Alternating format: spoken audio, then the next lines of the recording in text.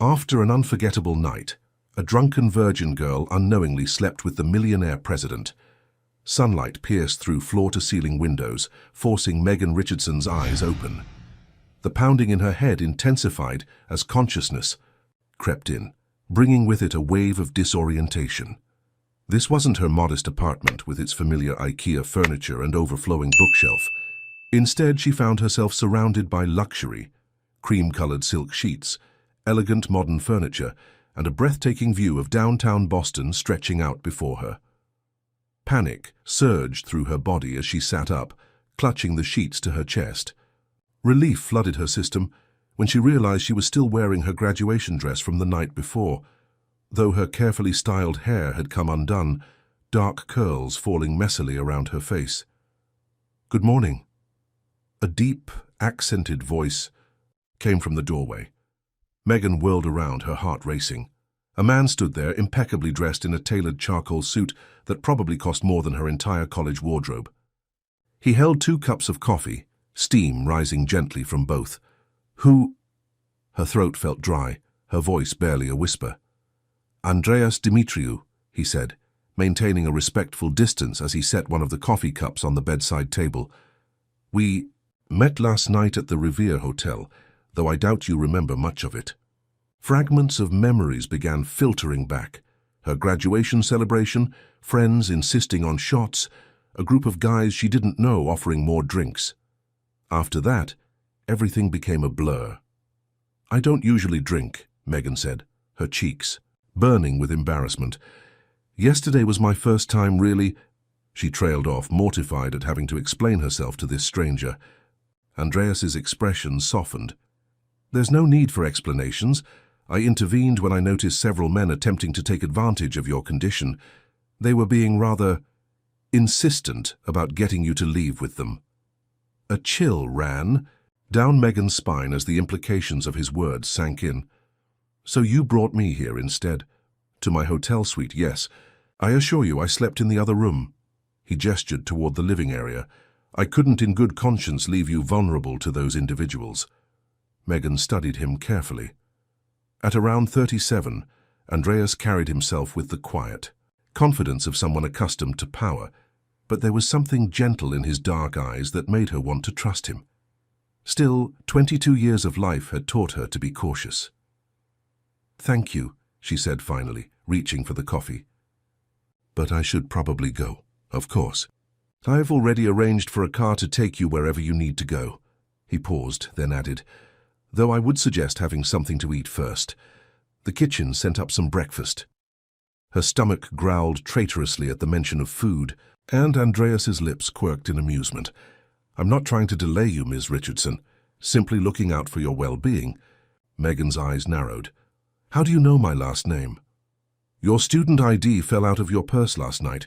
I needed to make sure you weren't in need of medical attention, so I checked it." He maintained steady eye contact as he spoke, his transparency oddly reassuring. Against her better judgment, Megan found herself agreeing to breakfast. As they moved to the suite's elegant dining area, she couldn't help but notice the stark contrasts between them. Her graduation dress, while the nicest thing she owned, looked decidedly out of place against the backdrop of such luxury. Andreas, meanwhile, seemed to belong here entirely, his movements confident and graceful as he served them both from the elaborate spread laid out on the table. "For you're not what I expected," he said suddenly, breaking the comfortable silence that had fallen between them. "What do you mean?"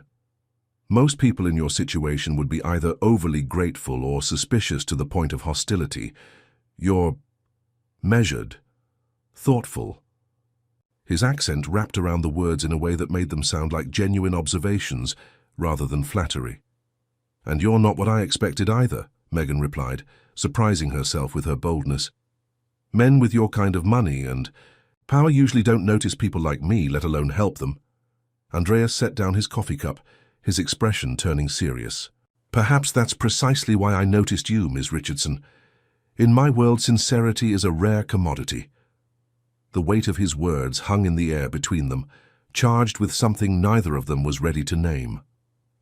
Megan focused on her plate, trying to ignore the way her heart had started beating faster. "I should really go," she said finally, standing up. "I have a job interview at noon." Andreas rose as well, reaching into his jacket pocket. "Take my card, if you ever need anything." He left the offer open-ended, extending a simple but elegant business card. Megan hesitated before accepting it, her fingers brushing against his briefly. "Thank you, Mr. Dimitriou, for everything." "Andreas, please." His voice was soft, almost intimate. As the elevator descended to the lobby, Megan found herself staring at the card in her hand. Andreas Dimitriou, CEO of Dimitriou Global Ventures. Her mind wandered back to his dark eyes, and the gentleness that seemed so at odds with his powerful presence. She quickly tucked the card into her purse, telling herself she would never use it. But even as she stepped into the waiting car, something told her this wouldn't be the last time their paths crossed. The thought should have frightened her, but instead she felt a flutter of anticipation in her chest, one that had nothing to do with the lingering effects of last night's drinks.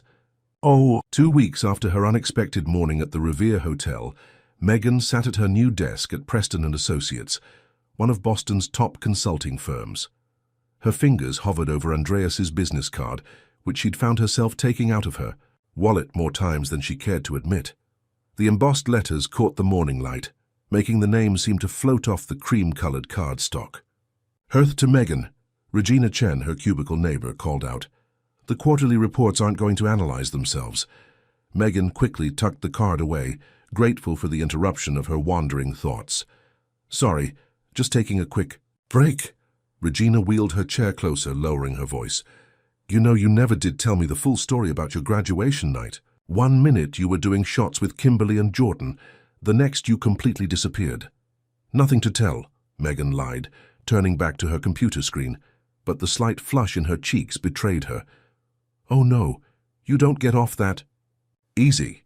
Regina's eyes sparkled with interest. "Spill." Before Megan could respond, a commotion near the elevator caught their attention. Their CEO, Richard Preston, was leading a group of executives through the office. Megan's heart stopped when she recognized one of them, Andreas, looking even more impressive than she remembered, in a navy suit that emphasized his broad shoulders. "Ladies and gentlemen," Preston announced, "I'm pleased to introduce our newest client partnership. Dimitriou Global Ventures will be working closely with us on their East Coast expansion."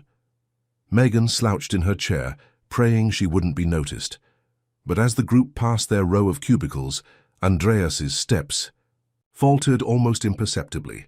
His dark eyes met hers for a brief moment, recognition flickering across his features before his professional mask slipped back into place. "Did you see that?" Regina whispered excitedly. "Dimitriou totally looked at you." "You're imagining things," Megan muttered, but her racing heart suggested otherwise. The rest of the morning passed in a blur of spreadsheets and client calls. Around lunchtime, Megan's phone buzzed with a text from an unknown number. "I hope you don't mind. I asked HR for your contact information. Would you join me for lunch?" "Andreas?" Megan stared at the message, her mind racing. Before she could overthink it, she typed back, "I don't think that's appropriate given our new professional relationship." His response came quickly. "One lunch between colleagues, nothing more, the Plaza Hotel, 1 p.m. She knew she should decline. Everything about this screamed complicated, but curiosity and something else she wasn't ready to name won out. Okay, 1 p.m. The Plaza Hotel's restaurant was exactly as intimidating as she'd expected. Megan smoothed her simple black dress, feeling underdressed despite it being perfectly appropriate for the office. Andreas was already seated at a corner table, rising as she approached. "I'm glad you came," he said, pulling out her chair. "I almost didn't," she admitted, taking her seat. "This feels complicated," he supplied with a slight smile. Life often is. Their conversation was interrupted by a newcomer approaching their table. Andreas, what a pleasant surprise. Megan looked up to see a man about Andreas's age, dressed in an equally expensive suit, but wearing it with less natural grace. Something about his smile made her uneasy. "Victor," Andreas's tone cooled noticeably. I wasn't aware you frequented the plaza. Oh, I'm full of surprises. Victor's gaze shifted to Megan, studying her with barely concealed interest. Aren't you going to introduce me to your lovely companion? Megan Richardson, she spoke up before Andreas could, extending her hand professionally. I'm with Preston and Associates. Victor Lascaris. His handshake lingered a moment too long. How fascinating that Andreas is having lunch with a junior consultant from his new advisory firm, very hands-on management style. The implication in his tone made Megan's skin crawl. Andreas's jaw tightened almost imperceptibly. If you'll excuse us, Victor, we were in the middle of a business discussion. Of course, of course. Victor's smile didn't reach his eyes. Lovely meeting you, Ms. Richardson. I'm sure we'll be seeing more of each other. As he walked away, Megan released a breath she hadn't realized she was holding. Friend of yours? Competitor, Andreas corrected. One who's been trying to undermine my company for years. He paused, studying her face. I apologize if he made you uncomfortable. I'm fine, Megan assured him, though something about Victor's calculating gaze still bothered her. But maybe this lunch wasn't such a good idea. Because of Victor? Because of everything. She gestured vaguely at their surroundings. This isn't my world, Andreas, and now that we're technically working together— You're right, he conceded. But perhaps that's exactly why we should get to know each other better. Clear the air about that night. Establish professional boundaries. Megan considered his words. Okay, she said finally, but next time, we meet somewhere less conspicuous. I don't need people getting the wrong idea. Next time, Andreas raised an eyebrow, a hint of a smile playing at his lips. Figure of speech, Megan backtracked, but she couldn't help returning his smile. The rest of lunch passed pleasantly, their conversation flowing easily between work and more personal topics. Andreas told her about growing up in Greece, about his father's shipping business that he'd transformed into a global enterprise. Megan shared stories about her scholarship to Boston University, her mother's sacrifices to support her education. As they were finishing their coffee, Andreas's phone buzzed. His expression darkened as he read the message. Everything okay? Megan asked. Just business, he said, but she could tell he was troubled. Victor works quickly, it seems. What do you mean? Andreas hesitated before showing her his phone. It was an email from Victor to several board members expressing concerns about Andreas's personal involvement with junior staff at their new consulting firm. He's trying to make it look inappropriate, Megan realized, her stomach sinking. Victor excels at creating problems where none exist. Andreas's voice was tight with controlled anger. I'm sorry you've been drawn into this. It's not your fault. Megan stood, gathering her things. But we should probably keep our distance for a while, at least professionally. Andreas nodded, though she could see the reluctance in his eyes. For what it's worth, Megan, I enjoy your company. Politics and complications aside. I enjoy yours too, she admitted softly. But sometimes that's not enough. As she walked back to the office, Megan couldn't shake the feeling that things were about to become much more complicated. Victor's calculating smile haunted her thoughts, along with the warmth in Andreas's eyes when he looked at her. She told herself she was doing the right thing by maintaining professional distance, but her heart wasn't entirely convinced. What she didn't notice was Victor Lascaris watching her from his car across the street, his phone in hand, as he typed out another carefully worded email. The game was just beginning, and he intended to use every piece on the board, including the unsuspecting Megan Richardson. The autumn rain pounded against the windows of Preston and Associates, matching Megan's turbulent mood. 3 days had passed since her lunch with Andreas, and the office gossip mill was working overtime. She'd caught snippets of whispered conversations, seen the sideways glances from co-workers who'd previously been friendly. Even Regina had grown somewhat distant after hearing rumors about Megan's special connection with their newest client. Ms. Richardson? Lauren from HR appeared at her cubicle. Could you come with me, please? Megan's stomach dropped, but she maintained her composure as she followed Lauren to a conference room. Inside, Richard Preston himself waited, along with 2 other executives she recognized from the board. Please sit down, Preston gestured to an empty chair. His expression was carefully neutral. "We've received some concerning communications about your relationship with Mr. Demetriou." "There is no relationship," Megan stated firmly. "Mr. Demetriou helped me out of a dangerous situation at my graduation celebration before he was ever our client. We had one lunch to discuss professional boundaries. That's all." Preston leaned forward. "Be that as it may, the perception of impropriety can be just as damaging as impropriety itself. Several board members have expressed concerns about potential conflicts of interest. These concerns wouldn't happen to come from Victor Lascaris, would they?" Megan asked, surprising herself with her boldness. Preston's eyebrows rose slightly. "You know Mr. Lascaris? I met him briefly at that lunch. He seemed very interested in creating problems where none exist." One of the other executives, a sharp-featured woman named Diana Walsh, spoke up. "Regardless of the source, we need to address this situation. Ms. Richardson, we're transferring you to our Seattle office, effective immediately." "Seattle?" Megan's voice cracked. "But my whole life is here. My mother—" "It's either transfer or resignation," Preston interrupted. "We can't risk losing the Demetriou account over this, and frankly your position here is far more expendable." The injustice of it all hit Megan like a physical blow. She stood, her hands trembling slightly. "Then I resign." Megan, Preston started, but she cut him off. "No, I won't be pushed across the country because of malicious gossip and office politics. I've done nothing wrong, and we all know it. I'll have my resignation letter on your desk within the hour."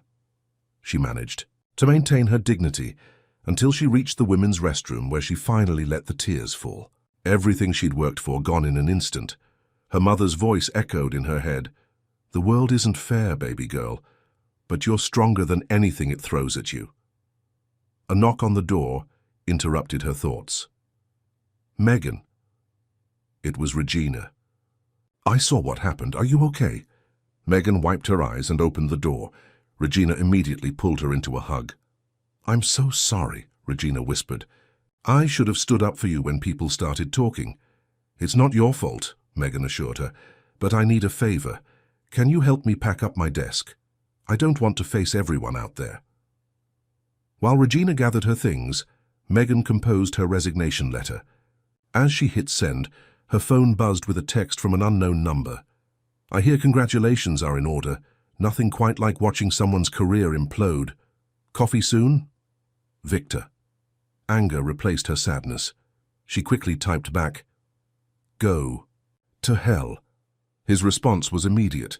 "Careful, dear, you really can't afford to make more enemies right now." Before she could respond, another text came through, this one from Andreas. "Just heard what happened, can we talk?" Megan stared at both messages, feeling trapped between two powerful men playing a game she didn't fully understand.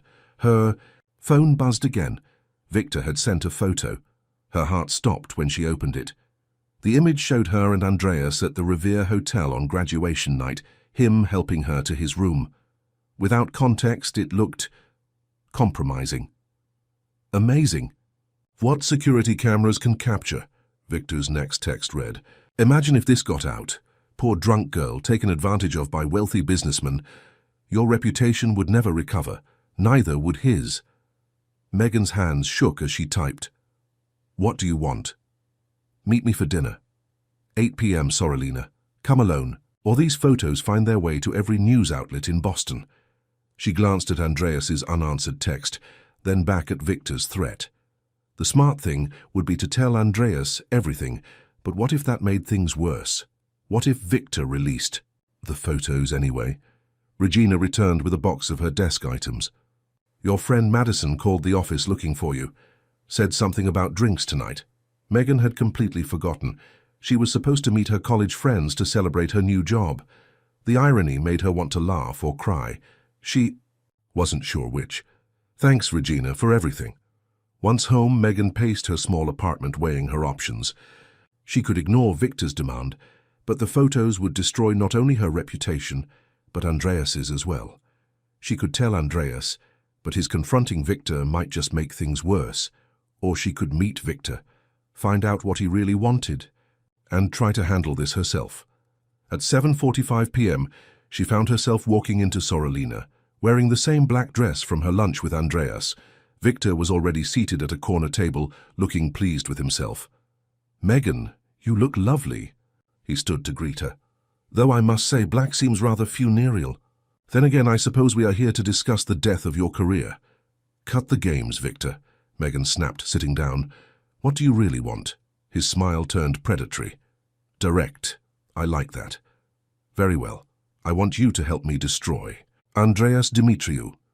"Why would I ever help you?" "Because, my dear, I'm giving you a chance to rewrite the narrative. Instead of the naive girl who got involved with a client, you become the whistleblower who exposed corporate corruption. I have evidence, real evidence, of some of Andreas's more questionable business practices. All you have to do is be the face of the exposure." Megan felt sick. "And if I refuse?" "Then those photos go public, along with some very convincing evidence that Andreas has a pattern of taking advantage of young women in vulnerable positions. Your night together becomes part of a bigger scandal, one that ruins you both." "Nothing happened that night," Megan insisted. "Truth is irrelevant. Perception is everything." Victor leaned back, satisfied. "You have until tomorrow night to decide. Choose wisely." As Megan left the restaurant, her phone buzzed again with Andreas's third attempt to reach her. "Please, Megan, let me help fix this." She stared at the message, tears blurring her vision. How had her life spun so completely out of control? Turned just a few days. More importantly, what was she going to do about it? The weight of Victor's ultimatum pressed down on her as she walked home through the rain-soaked streets of Boston. She had 24 hours to make an impossible choice: betray the man who had protected her, or watch both their lives fall apart. Dawn found Megan sitting at her kitchen window, an untouched cup of coffee growing cold beside her. She hadn't slept, Victor's ultimatum playing on repeat in her mind. Her phone showed 5 missed calls from Andreas and a text from Victor. Tick-tock. A knock at her door startled her from her thoughts. Through the peephole she saw her mother, Gloria Richardson, standing in the hallway with a bag of groceries. "Baby girl, you look terrible," Gloria said upon entering, her warm brown eyes filling with concern. "Regina called me about what happened at work." Megan collapsed into her mother's embrace, inhaling the familiar scent of her coconut hair, oil and vanilla perfume. "Mama, I messed up so bad." "Tell me everything," Gloria commanded, guiding her daughter to the couch. Over the next hour, Megan poured out the whole story. The graduation night, Andreas's protection, Victor's manipulation, and now the impossible choice before her. Gloria listened without interruption, her expression growing increasingly troubled. "Remember what happened with your father?" Gloria finally asked, her voice soft. Megan tensed. They rarely spoke about her father's betrayal, how he'd chosen his new family over supporting Megan's college education, leaving Gloria to work, 3 jobs to help cover what the scholarships didn't. "You told me then that running from hard truths only makes them chase you faster," Gloria continued. "This Victor person, he's counting on your fear. But you're a Richardson woman, and we don't break under pressure. But if those photos get out, then you face it head-on with the truth." Gloria squeezed her daughter's hand. "And it seems to me this Andreas person deserves to know what's happening. You're not just deciding your own fate here." Megan knew her mother was right. She pulled out her phone and typed a message to Andreas. "Can you meet? It's important. My place in an hour?" His response was immediate. "On my way." Gloria stood, gathering her purse. "I'll leave you to handle this. Just remember, your integrity isn't negotiable no matter what anyone threatens." After her mother left, Megan showered and changed into jeans and a soft blue sweater, trying to calm her nerves. Exactly an hour after her text, another knock came at her door. Andreas stood in her hallway looking slightly disheveled, a far cry from his usual polished appearance. His tie was loosened and worry lines creased his forehead. "I've been trying to reach you," he said, stepping inside. "I know, I'm sorry." Megan led him to her small living room. "I needed time to think." Andreas took in her modest apartment, the second-hand furniture, the wall of academic achievements, the family photos. His eyes lingered on a picture of... Young Megan and Gloria at her high school graduation. "Victor came to see me yesterday," he said suddenly, hinted that he had something that could destroy us both. I assumed he was bluffing. He wasn't. Megan pulled out her phone and showed Andreas the surveillance photo. She watched his expression darken as she explained Victor's ultimatum. "I'll handle this," Andreas said, reaching for his phone. "No," Megan caught his arm. "That's exactly what he wants, to provoke you into doing something rash. He's threatening you because of me." Andreas's voice was tight with anger. "I won't stand for it." "Listen to me," Megan insisted. "I've been up all night thinking about this. Victor's power comes from secrets, the ones he knows, the ones he creates. But what if we take that power away?" Andreas studied her face. "What are you suggesting?" "We tell the truth, all of it, before he can spin his version." Megan began, pacing, her plan taking shape. "We give a joint statement to the media about graduation night, about how you protected me, about Victor's attempted blackmail. We control the narrative. It could backfire," Andreas warned. "The press might still twist it." "Maybe. But I'd rather go down fighting with the truth than let him manipulate us with lies." She stopped pacing and faced him. Unless you have something to hide. Those business practices he mentioned." "Nothing illegal," Andreas assured her quickly. "Some aggressive takeovers, a few corporate maneuvers that looked harsh but were necessary. Nothing that wouldn't stand up to scrutiny." Their eyes met, and something shifted in the air between them. Andreas stepped closer, close enough that Megan had to tilt her head back to maintain eye contact. "Why are you willing to risk everything to help me?" he asked softly. "Because you risked everything to help me first," she replied.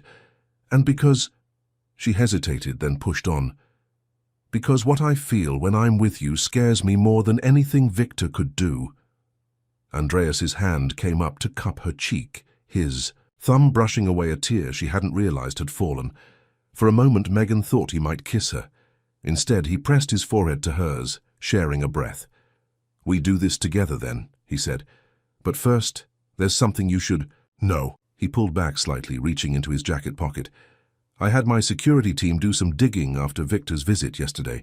They found this." He handed her his phone, showing an email chain. As Megan read, her eyes widened. The emails revealed that Victor had orchestrated everything, from ensuring Megan would be at the Revere Hotel that night to arranging for the men who had tried to take advantage of her. He set the whole thing up? Megan felt her knees go weak. "But why?" "Because he knew I would help you."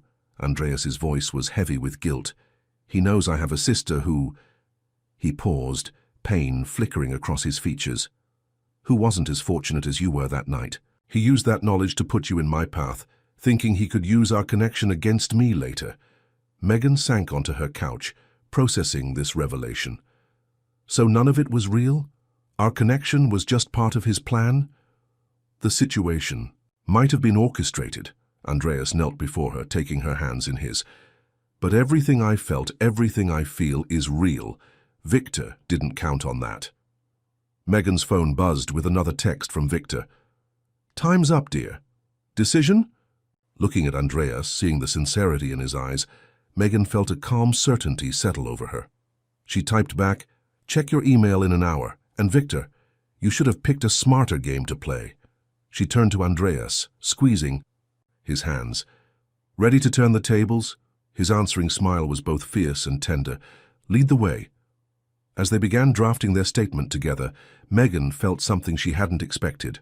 Hope. Victor had tried to use their differences against them, but he'd underestimated the strength that could come from those very differences when they worked together. Now, they just had to prove it to the world. The Boston Globe's conference room buzzed with anticipation. Megan sat beside Andreas at the long mahogany table, her hands clasped tightly in her lap to hide their trembling. Across from them, 3 journalists and the paper's legal counsel studied the documentation they'd provided. "This is quite a story," Catherine Martinez, the lead reporter, said finally. "Mr. Lascaris's orchestration of the graduation night incident, the attempted blackmail, the corporate espionage allegations, it's explosive." And all documented, Andreas added, his voice steady. His hand found Megan's under the table, offering silent support. Every email, every surveillance photo, every threatening message. Including this morning's developments, Megan chimed in, pulling up Victor's latest text on her phone. He'd been sending increasingly aggressive messages since they'd announced their intention to go public. The latest read, "You're making a serious mistake. Last chance to back down before I destroy you both." Catherine's eyes narrowed as she read it. "He's not taking your countermove well, because he never expected us to choose truth over fear." Megan replied, drawing strength from Andreas's presence beside her. "He thought he could manipulate us through our differences, use them against us. Instead, those differences became your strength," Catherine finished, a hint of admiration in her tone. "It's a compelling narrative." The legal counsel, a sharp-eyed woman named Patricia Wong, spoke up. "Everything checks out from our end. The documentation is solid, and Mr. Lascaris's pattern of behavior is clearly established. We'd be on solid, legal ground publishing this." "Then let's proceed," Catherine decided. "We'll need you both to go on record, starting with that night at the Revere Hotel." For the next 2 hours, Megan and Andreas recounted every detail. She described her graduation celebration, the mysterious men who'd appeared with suspicious amounts of free drinks, her growing disorientation. Andreas detailed how he'd recognized the signs of deliberate intoxication, having seen similar scenarios through his sister's work at a women's shelter. "I couldn't walk away," Andreas explained, emotion creeping into his usually controlled voice. "Not after what happened to Helena." "Your sister?" Catherine asked gently. Andreas nodded. "She was drugged at a college party. Nobody intervened. She survived, but—" He paused, collecting himself. "She now runs one of the largest sexual assault prevention organizations in Greece. When I saw those men with Megan, I heard Helena's voice in my head, telling me to act." Megan squeezed his hand, offering support as he shared this painful piece of his past. She knew how much it cost him to make this public. "And then Victor used that history against you both," Catherine concluded. "Created a situation he knew would draw you together, planning to exploit it later." "He didn't count on one thing, though," Megan said, her voice growing stronger. "He thought our differences, age, background, social status, would make us easy to manipulate. But those differences are exactly what helped us see through his game. We view the world from different angles. Together, we saw the whole picture." As the interview concluded, Catherine's team began preparing the story for immediate release. "This will hit the website within the hour," she informed them. "Are you both ready for the fallout?" Before either could respond, Megan's phone exploded with notifications. Her hands shook as she opened her email to find Victor had made his move. The surveillance photos had been sent to every major news outlet in Boston, accompanied by a crafted narrative painting Andreas as a predator and Megan as either his victim or gold-digging accomplice, depending on which version you read. "He's trying to get ahead of our story," Andreas observed grimly. Catherine smiled. "Too late. We've been live for the past 10 minutes. Social media is already picking it up." Megan's phone rang, her mother. "Baby girl, I'm looking at the Globe article right now. You did it. You stood your ground." Tears pricked at Megan's eyes. "Thanks, Mama, for teaching me how." As they left the Globe's offices, Andreas's security detail informed them that Victor had been seen leaving his office in a hurry, taking a private jet to an unknown destination. "Hair's running," Andreas said with grim satisfaction. "Good," Megan replied. "Let him run. The truth will follow him wherever he goes." They stood on the sidewalk as the late afternoon sun painted Boston's skyline in shades of gold.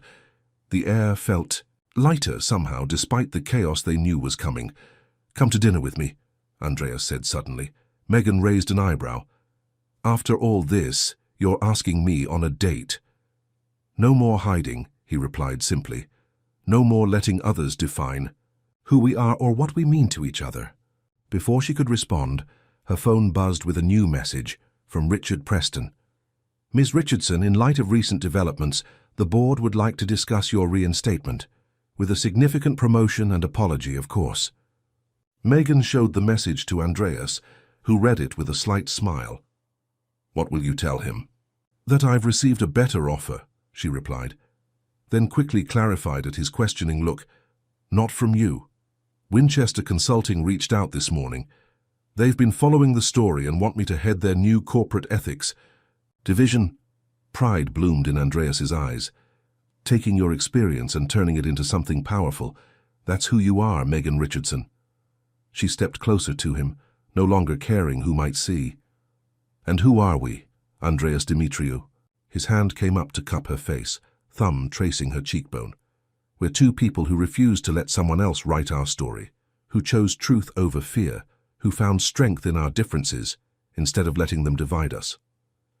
This time, when he leaned in, there was no hesitation. Their first kiss was gentle but fierce, a promise and a declaration all at once. Around them, phones appeared as passers-by recognized them from the breaking news, but neither cared. "About that dinner," Megan said when they finally broke apart. "I know a great little Ethiopian place in Cambridge, completely different from your usual spots." Andreas smiled, taking her hand. "Perfect. After all, our differences are what make us interesting." As they walked together through the bustling streets of Boston, Megan felt a profound sense of peace. Victor had tried to use their worlds against them, but he'd failed to understand a fundamental truth. Sometimes the most powerful connections are forged precisely because of our differences, not in spite of them. Her phone buzzed one final time. Another text from Victor, probably his last for a while. "This isn't over." Megan didn't bother responding. She simply tucked her phone away and leaned into Andreas's embrace, knowing that whatever came next, they would face it together, on their own terms. 3 days after their story broke in the Boston Globe, Megan stood in front of her bathroom mirror, adjusting her blazer for the 5th time. Her first day at Winchester Consulting loomed ahead, and the weight of expectations felt heavy on her shoulders. Her phone hadn't stopped buzzing since the article went live. Journalists seeking comments, old colleagues offering support, and even a few women sharing similar stories of corporate manipulation. A new message lit up her screen from Helena Dimitriou. "Looking forward to finally meeting you over video call tonight. Andreas hasn't stopped talking about you." The text brought a smile to her face, even as it triggered a fresh wave of butterflies. Meeting Andreas's sister, even virtually, felt like crossing another threshold in their relationship. Before she could respond, another message appeared, this one from an unknown international number. "Enjoying your moment in the spotlight? Remember, pride comes before a fall. V." Megan's hands trembled slightly as she screenshot the message and forwarded it to Detective Michael Chen, who was handling the harassment case against Victor. They'd tracked his initial flight to Switzerland, but he'd disappeared after that. A knock at her door interrupted her thoughts. She opened it to find Andreas standing there, coffee cups in hand and concern in his eyes. "You're not usually this early," she said, accepting the coffee gratefully. "I saw his message," Andreas replied, stepping inside. He'd given her his old phone when they discovered Victor had likely compromised her previous one, and they now shared location and message notifications for safety. "I'm fine," Megan assured him, though they both knew it wasn't entirely true. "Just first-day nerves mixed with everything else." Andreas studied her face. "We could postpone the call with Helena." "Absolutely not." Megan squared her shoulders. "I won't let Victor's threats disrupt our lives more than they already have." A small smile played at Andreas's lips. "You know that determination of yours? It's both terrifying and incredibly attractive." "Flirt later," she said, gathering her laptop bag. "Right now I need you to help me convince the world that I got this job on merit, not because of our relationship." The drive to Winchester Consulting's downtown offices was quiet, both lost in their thoughts. As they pulled up to the building, Andreas caught her hand. "Remember what you told the Globe," he said softly. "Our differences are our strength." Megan leaned over and kissed him quickly. "See you tonight for the call with Helena? Wouldn't miss it." The Winchester offices were a stark contrast to Preston and Associates, all clean lines and modern aesthetics. Charlotte Winchester herself waited in the lobby, a tall woman in her 50s with steel-grey hair and sharp eyes. "Megan," she greeted, warmly. "Welcome to the team. I must say your handling of the Lascari situation was impressive. That's exactly the kind of ethical backbone we need in this industry." The morning passed in a whirlwind of introductions and orientations. Megan's new role as head of corporate ethics came with a corner office and a team of 5. By lunch, she'd already drafted preliminary guidelines for a new corporate accountability initiative. Ms. Richardson, her new assistant Daniel, appeared. At her door. "There's a situation you should be aware of." He handed her a tablet showing a breaking news story. Victor had surfaced in Geneva, giving an interview that painted himself as the victim of a corporate conspiracy. He claimed Andreas had orchestrated everything to eliminate him as competition, using Megan as a pawn. "He's getting desperate," Megan observed, her voice steadier than she felt. "Forward this to our legal team and Detective Chen." As she returned to work, her phone buzzed with messages of support from her mother and Regina, but it was a longer message from Andreas that caught her attention. "The board is meeting tomorrow to discuss Victor's claims. They're concerned about market stability. I know we agreed to keep our professional lives separate, but I could use your perspective on this.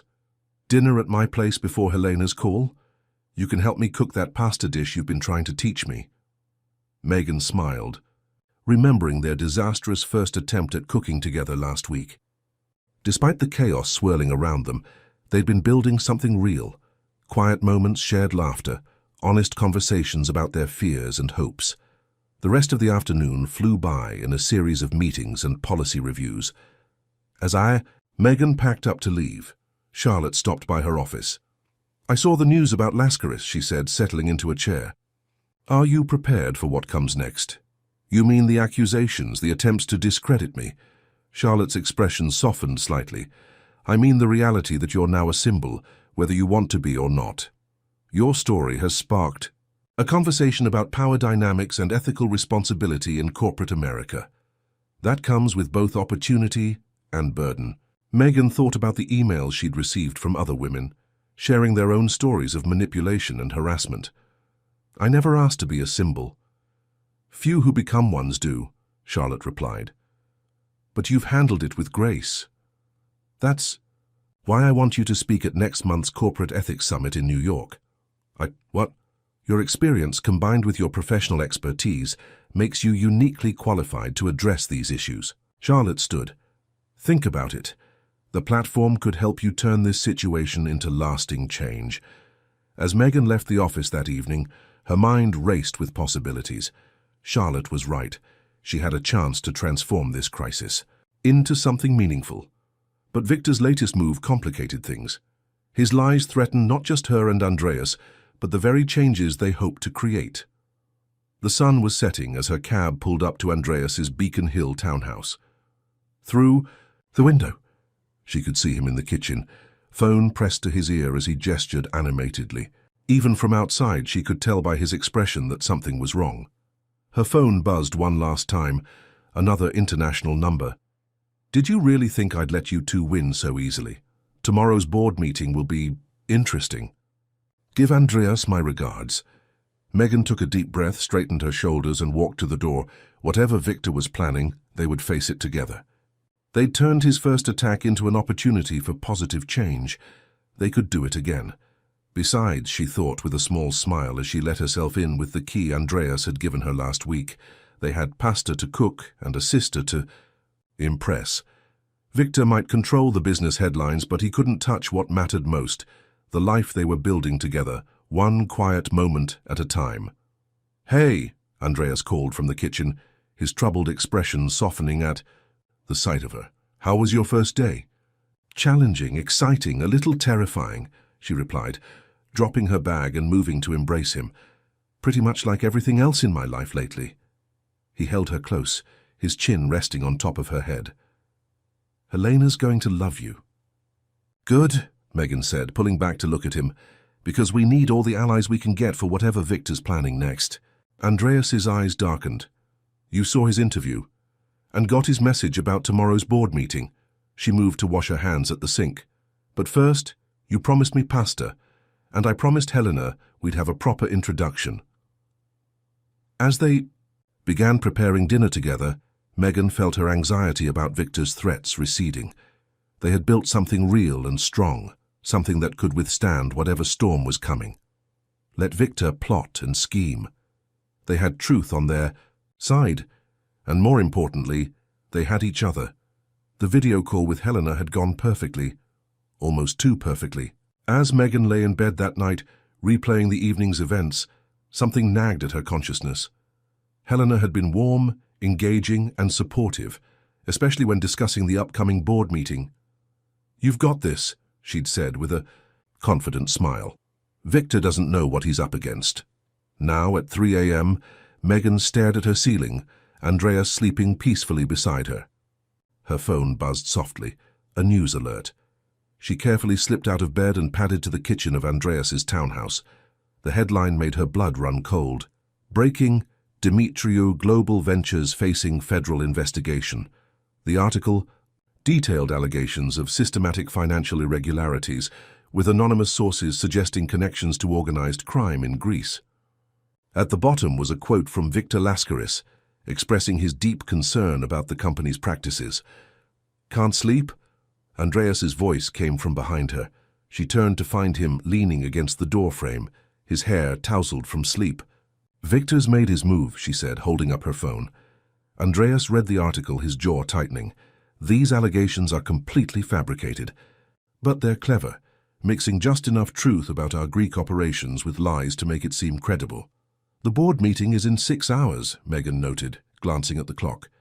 5 hours and 23 minutes, Andreas corrected, running a hand through his hair. "And now I have to defend against federal investigation rumors on top of everything else." Megan started making coffee, her mind racing. "Something about this feels wrong. The timing is too perfect." "What do you mean?" "Helena mentioned the board meeting during our call. Did you tell her about it?" Andreas frowned. "No, I hadn't spoken to her about it yet." A chill ran down Megan's spine. She pulled up her laptop and began typing furiously. The message from Victor yesterday came from a Swiss number, but Helena's call originated from Athens. She looked up at Andreas. Why would she be in Athens when she's supposed to be running her organization's main office in Thessaloniki? Understanding dawned in Andreas's eyes. "Call Detective Chen now." While Andreas contacted his security team, Megan explained her suspicions to Chen. The detective promised to investigate the connection immediately. By sunrise, their fears were confirmed. Helena had been spotted meeting with Victor in Athens 3 days ago. Bank records showed large transfers from one of Victor's shell companies to Helena's personal account. "I don't understand," Andreas said, his voice hollow. "Why would she help him?" Megan's phone rang, an unknown international number. She put it on speaker. "Hello, dear." Victor's smooth voice filled the kitchen. "I trust you've seen the news." "What did you do to Helena?" Andreas demanded. Victor chuckled. "Do to her? My dear boy, you really don't know your own sister, do you? Helena came to me months ago. She's quite bitter about how you've overshadowed her all these years. Always the perfect son while she struggled with her challenges." "You're lying," Andreas growled. "Am I? Ask her about the real reason she started that women's organization, about the convenient timing of her assault story, right when your father was deciding who would take over the company." Megan watched. The color drained from Andreas's face. "Andreas, don't listen to him. He's trying to get in your head." "The board meets in 3 hours, Victor continued. "Here's what's going to happen. Andreas will resign, citing personal reasons and recommending me as his replacement. In return, the federal investigation goes away, and Helena's involvement remains our little secret." "And if he refuses," Megan challenged, "then everything burns. The company, his reputation, your precious new career in corporate ethics. Even that charming mother of yours, Megan. How long do you think she'll keep her teaching position once the media starts digging into your family?" "Leave my mother out of this," Megan snapped. "Then convince your boyfriend to do the right thing. You have 2 hours to decide." The line went dead. Andreas slumped into a chair, looking older than Megan had ever seen him. "All these years I thought I was protecting her. But Helena, she must have hated me so much." Megan knelt beside him, taking his hands in hers. "Listen to me. Victor is a master manipulator. We need proof before we believe anything he says. The proof is there, isn't it? The meetings, the money transfers. He pulled away from her, standing to pace the kitchen. I have to take the deal. No. Megan's voice was firm. That's exactly what he wants. To isolate you, make you doubt everything and everyone. He's threatening your mother, Megan, your career, your future. And I'm telling you we'll fight him together. She moved to block his pacing. You told me our differences make us stronger. Well, here's another difference. You want to protect everyone by sacrificing yourself. I want to protect everyone by standing our ground. Andrea stopped, really looking at her for the first time since the call. How can you be so sure? Because I know you. And despite what Victor says, I believe you know Helena too. There has to be more to this story. Megan's phone buzzed. Detective Chen. We found something. Victor's been blackmailing Helena for months. We have evidence of threats against her organization's funding, plus some questionable photos that appear to be doctored. She's been trying to protect both the organization and Andreas. Relief flooded Andreas's features. Can you get Helena on the phone? 20 minutes later, Helena's tear-filled voice explained everything. Victor had approached her months ago, threatening to expose alleged improprieties in her organization's finances. When she refused to help him, he'd escalated to blackmail, using doctored photos that made it appear she was misusing organization funds. She'd played along, feeding him information while secretly documenting everything. I'm so sorry, Andreas, Helena sobbed. I thought I could handle him myself, protect you like you've always protected me. But he's too strong. Not anymore, Megan said, an idea forming. Helena, we have less than 2 hours until the board meeting. Here's what we're going to do. The sun was fully up now, painting Boston's skyline in shades of hope. As they rushed to put their plan into action, Megan caught Andreas's hand. I need you to promise me something, she said. No more noble sacrifices. We fight our battles together from now on. He pulled her close, kissing her with an intensity that took her breath away. Together, he agreed. As they headed for the door, both phones buzzed simultaneously, Victor making sure they got his message. Time's running out, choose wisely. Megan smiled grimly as she typed back, Oh, we have. See you at the board meeting. She looked at Andreas, saw the same determination in his eyes. Victor thought he could use their love for each other as a weapon against them. He was about to learn that love, when it's real and true, doesn't weaken people. It makes them unstoppable. The Demetrio Global Ventures boardroom crackled with tension. Megan sat between Andreas and Charlotte Winchester, facing the assembled board members across the massive oak table. Victor stood at the head of the room, looking immaculate in a custom suit, his confidence radiating like a force field. Ladies and gentlemen, Victor began, we're here to address serious concerns about the company's leadership and— Actually, Charlotte interrupted, rising smoothly, we're here to discuss corporate espionage, blackmail, and securities fraud, specifically yours, Mr. Lascaris. Victor's smile didn't waver, but his eyes hardened. Ms. Winchester, while I appreciate your creative interpretation of events, I have documentation proving systematic financial irregularities within DGV. Fabricated documentation, Andreas stated, his voice steady. Just like the photos you used to blackmail my sister. Ah, yes, Helena. Victor's smile turned predatory. Should we discuss what your sister told me about the company's Greek operations? About your father's more questionable business practices? The boardroom door opened and Helena walked in, her head held high. Behind her came Detective Chen and 2 federal agents. Why don't we discuss what I actually told you, Victor? Helena's voice was steel wrapped in silk. Every conversation, every threat, every piece of evidence I've been gathering for the past 3 months. Victor's composure slipped for the first time. You're bluffing. Megan opened her laptop, connecting it to the room's display system. No bluff, just checkmate. The screen filled with surveillance footage. Victor meeting with known criminals in Athens, transferring funds through shell companies, doctoring photos to blackmail Helena. Each image was time-stamped and authenticated. You see, Megan continued, standing to address the board, Victor made a classic mistake. He assumed Helena's vulnerability was her weakness, but sometimes appearing vulnerable is the greatest strength. When Victor first approached me, Helena explained, I contacted the authorities. They suggested I play along, help build a case against him. Every meeting, every phone call, every transaction was monitored and documented. Victor's face had gone pale. This proves nothing. I still have evidence, fabricated evidence, Detective Chen cut in. We've traced the digital trail. Your anonymous sources for the federal investigation story all lead back to companies you control. The financial irregularities you claim to uncover, created by your own team and backdated. You really should have been more careful with your digital footprint, Megan added. Charlotte's cybersecurity team found everything, including emails proving you orchestrated the attempt to drug me at graduation. One of the federal agents stepped forward.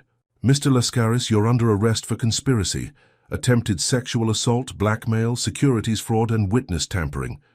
This is absurd, Victor sputtered.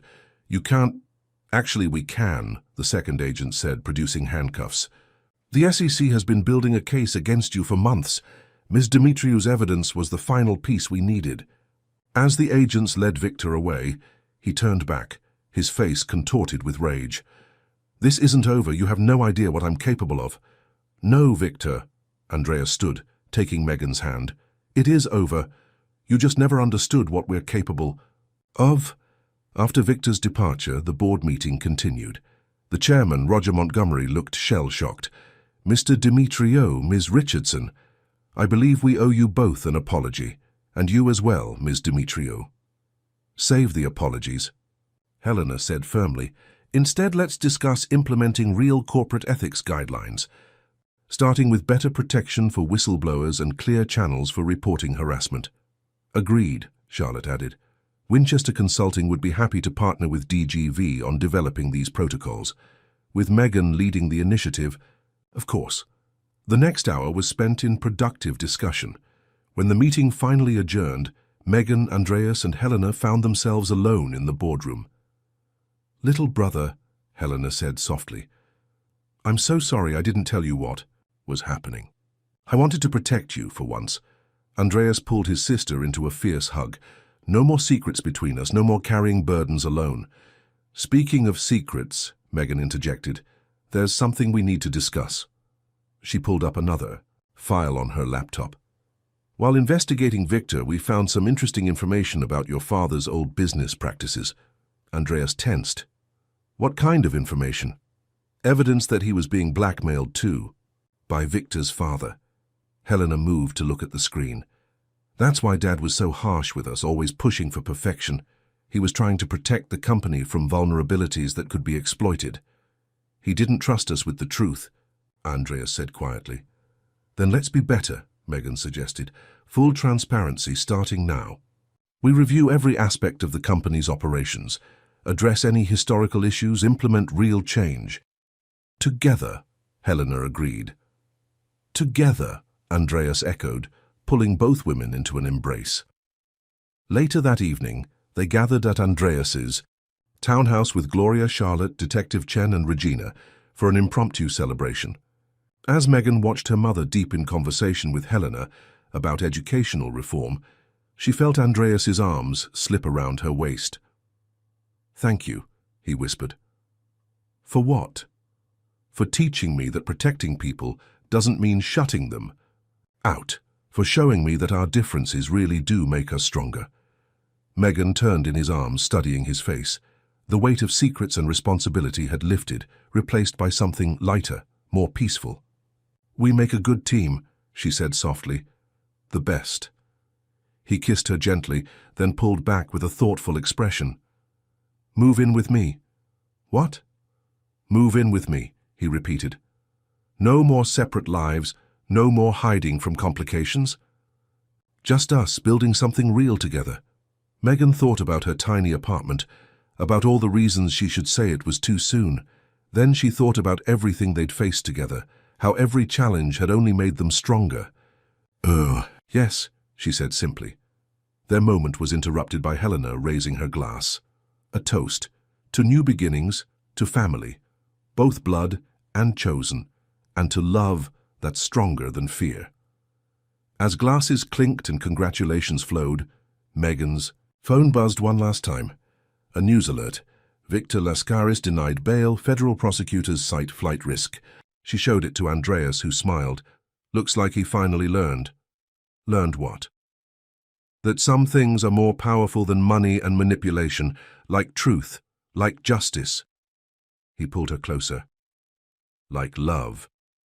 Outside, Boston's lights twinkled against the darkening sky. Tomorrow would bring new challenges, merging their lives, implementing corporate reforms, healing old family wounds. But tonight, surrounded by the family they'd built, Megan and Andreas had everything they needed. Victor had tried to use their differences to tear them apart. Instead, he'd only proved what they'd known all along, that true strength comes, not from being the same, but from choosing to face life's challenges together, exactly as they were.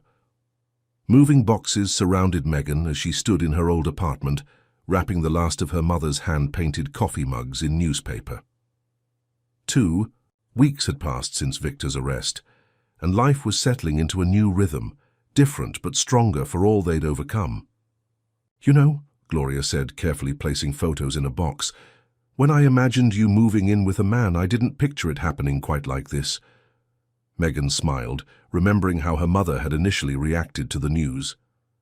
"You mean you didn't expect me to move in with a Greek business tycoon after we took down a corporate criminal together?" "Well, there is that." Gloria paused, holding up a photo of Megan's college graduation. "But mostly I didn't expect to approve so completely." The door opened and Andreas walked in with Helena, both carrying coffee and pastries from the EE neighborhood bakery. "The moving truck will be here in an hour," Andreas announced, setting down the coffee, "though I still don't understand why you won't let me hire professional packers." "Because," Megan explained, accepting a coffee kiss, "some things should be handled personally. These aren't just items, they're pieces of our story." Helena picked up a framed article, their exposé in the Boston Globe. "Speaking of stories, have you seen the latest? Victor's trying to cut a deal with prosecutors." "Let him," Megan said firmly. "The evidence is solid, and his reputation is destroyed.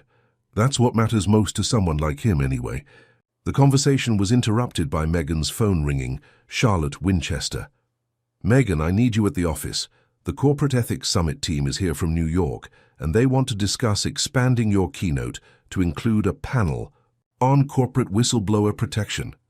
"Now, but the moving truck—" "Go," Andreas insisted. "Helena and I can handle things here." "Your mother's already taught us your extremely specific box labeling system." Gloria laughed. "He's learning, though he still doesn't understand why books need to be sorted by genre and color." Megan gathered her things, kissing Andreas quickly. "Dinner tonight. Helena, you're joining us, right?" "Wouldn't miss it. Someone needs to make sure you two don't spend the whole evening making heart eyes at each other." The Winchester consulting offices were buzzing with energy. The upcoming summit had generated massive interest, with corporate leaders worldwide seeking to implement similar ethics reforms. "There you are," Charlotte waved Megan into the conference room, where several executives from New York waited. "We were just discussing your proposal for standardized whistleblower protection protocols." The meeting lasted hours, but Megan barely noticed the time passing. This was what she'd always wanted, the chance to create real change in corporate culture. Her phone buzzed periodically with updates from the apartment, photos of packed boxes, Helena and her mother debating furniture placement, Andreas looking adorably confused by her cookbook organization system. Finally, as the meeting wound down, Charlotte pulled her aside. "There's something else we need to discuss. The New York office is interested in establishing a permanent ethics division. They want you to run it." Megan's heart stopped. "In New York? You'd have full autonomy, a significant budget increase, and direct access to the board." Charlotte studied her face. "It's an incredible opportunity." "It is," Megan agreed. "But my life is here. My mother, Andreas, the work we're doing." "Think about it," Charlotte advised. "The offer stands for a week." Driving to Andreas's, their townhouse that evening, Megan's mind raced. The New York position was everything she'd dreamed of professionally. But the thought of leaving Boston, of trying to maintain a long-distance relationship with Andreas, just when they were truly building a life together, She found them all. In the kitchen, Andreas attempting to cook while Helena and Gloria offered conflicting advice. The scene was so domestic, so perfect, it made her heart ache. "There she is," Helena called out. "Please save us from my brother's attempt at risotto." "It's not that bad," Andreas defended, though his expression suggested otherwise. "Step aside," Megan laughed, rolling up her sleeves. "Let me show you how it's done." Later, after Gloria and Helena had left, Megan and Andreas stood on their balcony, looking out over the city lights. The autumn air was crisp, carrying the promise of change. "Something's bothering you," Andreas observed, pulling her closer. Megan told him about the New York offer. "It's an amazing opportunity," she finished, but you're worried about us." It wasn't a question. "We've worked so hard to get here. Moving in together, building this life." Andreas turned her to face him. "Do you remember what you told me when I wanted to sacrifice everything to protect you and Helena? That we're stronger together." "Exactly. Distance doesn't change that." He brushed a strand of hair from her face. "Besides, I've been meaning to tell you, the board wants to expand our East Coast operations. We need a New York office." Megan's eyes widened. "Are you saying—" "I'm saying that where you go, I go. We can split our time between cities, build something new together." He smiled. "After all, isn't that what we do best? But your life is here too. Helena is planning to open a women's shelter in New York anyway," he finished. "She mentioned it at dinner. Something about expanding her organization's reach." Megan felt tears prick her eyes. "You've all been planning this?" "Planning? No. But supporting you, believing in you, wanting to be part of whatever future you choose, absolutely." She kissed him then, pouring all her love and gratitude into the gesture. When they finally broke apart, Andreas rested his forehead against hers. "So New York?" "New York," she agreed. "But we keep the townhouse. Boston's still home." Inside, their phones buzzed simultaneously. Helena had created a group chat for planning the New York expansion. Gloria had already chimed in about visiting regularly and helping them find the perfect apartment. Megan smiled, reading the messages. Victor had tried to use their differences to tear them apart. Instead, he'd helped forge them into something unbreakable, a family bound not by convention or expectation, but by choice and love, and the determination to build something better together. As if reading her thoughts, Andreas pulled her closer. "Ready for our next adventure?" Megan looked at their reflection in the window, her simple sweater against his tailored shirt, her natural curls contrast with his styled waves, their different worlds merging into something uniquely theirs. "With you? Always."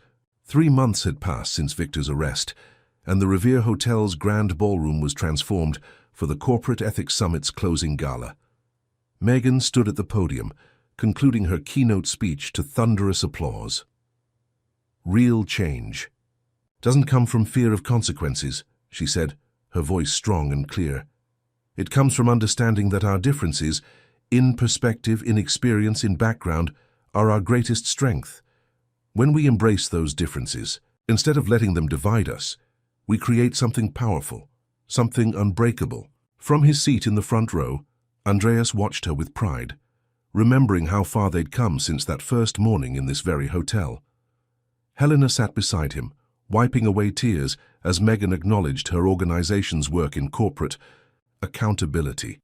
As Megan left the stage, Charlotte took her place to make the summit's final announcements. The crowd buzzed with excitement. The event had been unprecedented in its scope and impact. Over 200 companies had signed on to the new ethics protocols, with more joining daily. "You were amazing," Andreas murmured, as Megan slipped into her seat beside him. "She was perfect," Helena agreed, "though I still say we should have mentioned Victor by name in the case study." "He doesn't deserve to be remembered," Megan replied. "The changes we're creating, that's what matters."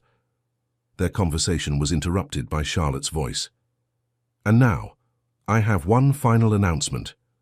Winchester Consulting and Demetriou Global Ventures are proud to announce the establishment of the Richardson Demetriou Foundation for Corporate Ethics and Accountability." Megan's head snapped up. This wasn't part of the program. She looked at Andreas, who smiled mysteriously. With an initial endowment of $50 million, Charlotte continued, the foundation will provide resources for corporate whistleblowers, fund ethics education programs, and support organizations like the Demetriou Women's Protection Network. The audience erupted in applause. Gloria, seated at their table, squeezed Megan's hand. Did you know about this? No, Megan whispered, turning to Andreas. You did this? We did this, he corrected. The paperwork just needed your signature. I was thinking after dinner. The rest of the evening passed in a blur of congratulations and discussions about the foundation's potential impact. Regina, who'd flown in from Boston for the gala, couldn't stop hugging Megan. From office gossip to changing corporate America, she laughed. Only you could pull this off. Later, as the crowd thinned, Andreas led Megan away from the ballroom. Take a walk with me. They strolled through the hotel's elegant corridors, finally stopping at a familiar suite. Andreas pulled out a keycard. Really? Megan raised an eyebrow. I thought we could come full circle, he said softly, opening the door. The suite was filled with flowers, and through the windows the Boston skyline glittered just as it had that first morning.